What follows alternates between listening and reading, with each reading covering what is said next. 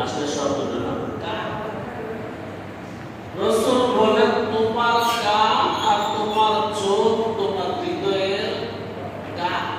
সুবহানাল্লাহ। আমাদের হৃদয়ে যা ঢুকে চোখটা ঢুকে আর কানটা ঢুকে। সুবহানাল্লাহ। এর মানে কানটা শুনি এটা হৃদয়ে ঢুকে, চোখটা দেখি এটা হৃদয়ে ঢুকে।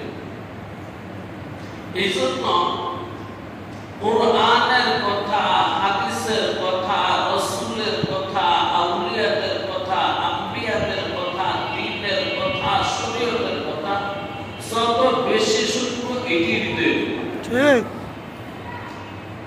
দ্বীনি মাহফিল, দ্বীনি মজলিস, আলেম ওলামা, দ্বীনদার, পরহেজগার, মুসল্লি, জাকিরিন, শাকিরিন, ওয়াইজিন তাদেরকে যত বেশি দেখবো দ্বীনের তালিম বসে। এই জন্য বিরক্ত হয়ে না যে ওই প্রতিদিনই ওয়াজ করে, আর প্রতিদিনই তো শোনা দরকার। তুমি এত সারাদিন শুনি, এই জন্য দিন করা তুমি আরো বেশি শোনা দরকার, আরো বেশি শোনা দরকার। আমি আপনাদেরকে রাসূলের কথা সাল্লাল্লাহু আলাইহি ওয়াসাল্লামের দুই একটা কথা রমজান সম্পর্কে শোনাবো অল্প সময়, যেহেতু সবাই একটু কাজ আছে। قال رسول الله صلى الله عليه وسلم من صام رمضان إيمانا واحتسابا, যে ব্যক্তি রমজানের রোজাগুলো রাখলো ঈমানের সাথে, ইখলাসের সাথে,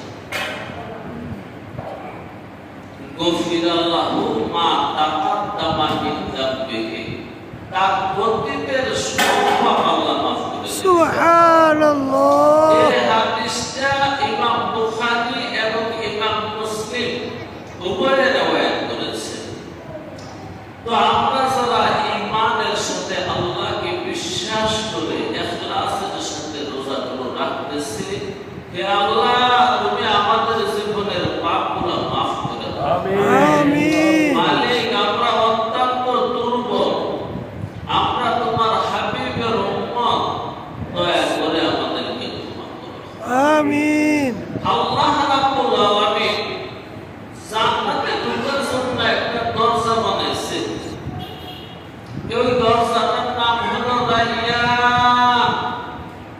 দরজার নাম কি? রায়্যান। ইয়াদখুলু মিনহু সাইমুনা ইয়াওমাল কিয়ামাতি। ওই দরজা দিয়ে জান্নাতে কেবল রোজাদাররাই ঢুকতে পারবে।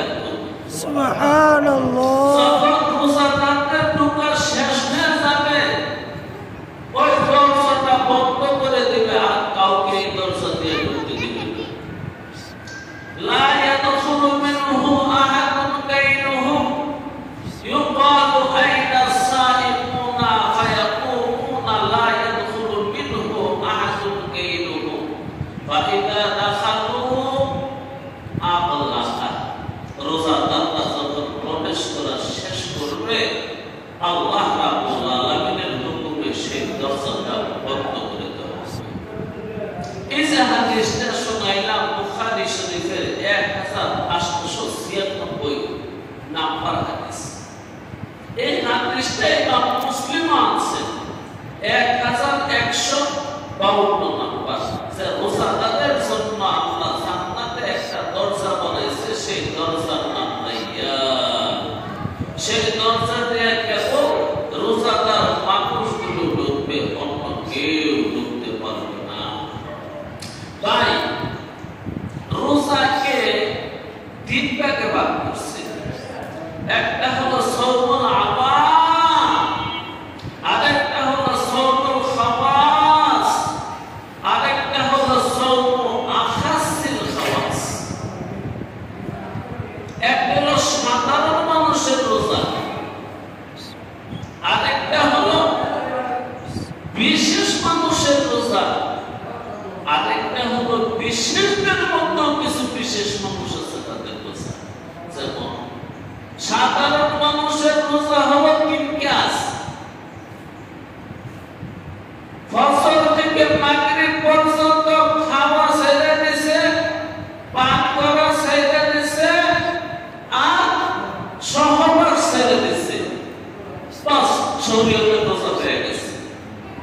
এটা একবারে নিম্নমানের রোজা, সাধারণ মানুষ। আরেকটা রোজা হলো বিশেষ ব্যক্তিদের রোজা, যাদের সর্ব অঙ্গে রোজা রাখছে। কাম দিয়া মিশা শুনে নাই, কাম দিয়া বদকাম শুনে নাই, জোর দিয়া খারাপ কিছু দেখে নাই, হাত দিয়া খারাপ কিছু করে নাই, এর মানে সর্ব অঙ্গে রোজা রাখছে। এটা হলো বিশেষ ব্যক্তিদের রোজা। আরেকটা আছে আখাসুল খাওয়াস, যারা খাইছে না, দাইছে না, সহবাস করছে না, প্রত্যেকটা অঙ্গরূপে রোজা রাখাইছে, এর সাথে সাথে অন্তরও রোজা রাখাইছে। এর মানে অন্তরকে পর্যন্ত পাপের চিন্তা করতে হবে। আল্লাহ, এই রোজাটা ঠিক। সাধারণ মানুষের রোজা, বিশেষ মানুষের রোজা। আরেকটা মানুষ আছে যারা বিশেষদের মধ্যে বিশেষ। আল্লাহ, তুমি আমাদেরকে ওই একবারে উপরের শ্রেণীর মানুষ যারা বিশেষদের মধ্যে বিশেষ, তাদের অন্তর্ভুক্ত। আমিন।